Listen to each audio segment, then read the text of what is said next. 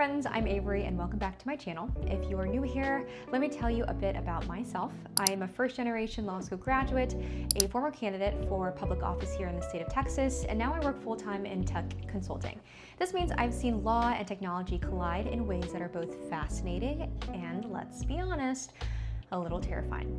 I started this channel to share insights into how these two worlds can shape our everyday lives, whether you're aware of it or not. Today, I want to talk about the 5 major trends in law and technology in 2025. Happy New Year's. But don't worry, I'll break down everything so that you don't need a law degree or a tech startup to follow along. Let's get started. Number 1, AI and intellectual property.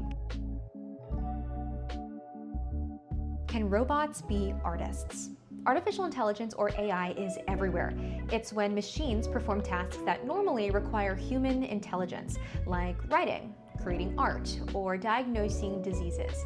Generative AI tools like ChatGPT, DALL-E, and others take this to the next level. They create brand new things from scratch. But here's the big legal ethical question. If AI writes a book or paints a picture, who actually owns it? Intellectual property, or IP for short, laws traditionally say that only humans can hold copyright or patents. A study published by the Harvard Law Review found that 82% of cases involving AI-created works rule in favor of human oversight, reinforcing the no human, no IP rights argument. This was also seen in the landmark Thaler versus Commissioner of Patents case, where a man argued that his AI deserved to be named the inventor of a patent. Spoiler, the courts disagreed. Now, why should you actually care? AI is expected to add $15.7 trillion to the global economy by 2030. If you're an artist, designer, or entrepreneur using AI tools, knowing who owns what could save you a lot of headaches and potential legal bills. Number 2, blockchain contracts. No lawyers needed? Not so fast. Let's demystify blockchain. It's like a super secure digital ledger, a way to record transactions or agreements so they can't be changed. Smart contracts are agreements written into this blockchain code. Think of them as vending machines for deals. You put in the money, the machine or code delivers what you paid for, and there's no need for a middleman. A Deloitte report predicts that 75% of enterprises will adopt blockchain in some form by 2025. That's this year. But here's where it gets messy. What happens if the code has a bug? Unlike humans, smart contracts can't adapt. They execute whatever's written, even if it's wrong. To put this in perspective, a famous case from 2016 involved the DAO, a blockchain-based investment fund. A hacker exploited a coding flaw and siphoned $50 million, sparking a massive legal and ethical debate. So while smart contracts are powerful, they're not foolproof, and they're definitely not lawyer-proof. Number 3, privacy versus productivity. Workplaces are watching you. Let's talk privacy. Employers are now using surveillance tools to track employees. How long you work, what you click on, even your facial expressions during video calls. Creepy? Yeah. Legal? Often, yes. A Gartner survey found that 70% of employers are actively monitoring their employees' digital activities, up from 30% just 5 years ago. Employers argue this boosts productivity, but workers feel it crosses a line.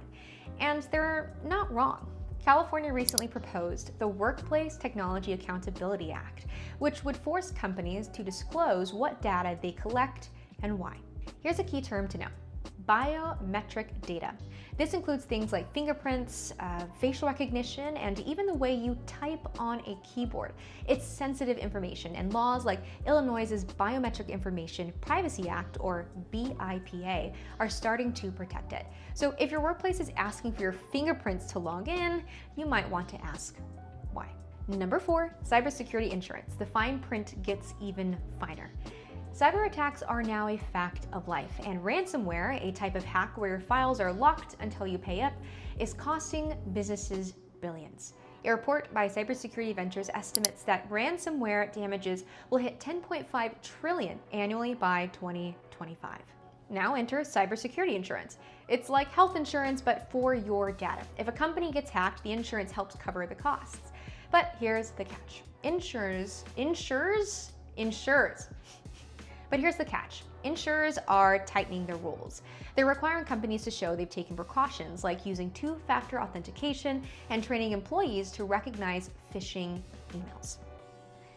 This is where reasonable precautions come into play, a term that basically means we'll cover you, but only if you weren't being reckless.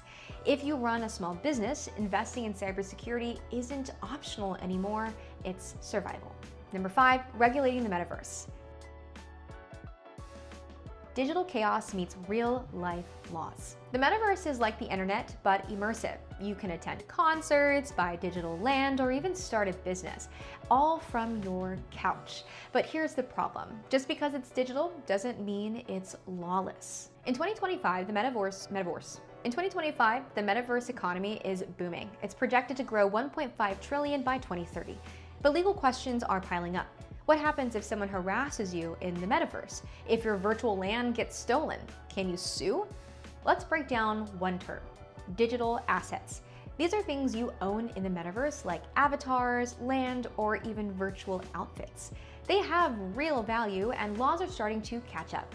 For instance, in South Korea, courts recently ruled that virtual property theft can be prosecuted under existing criminal laws. So before you invest in that $10,000 virtual purchase or penthouse, make sure you know your rights. And that's it, the top 5 law and tech trends of 2025 explained in plain English. These aren't just buzzwords, they're issues that affect all of us. Let me know in the comments which one surprised you the most, and maybe one that I might have missed. Don't forget to like, subscribe, and hit the bell so you don't miss our next deep dive. Until then, have a great year. Yay!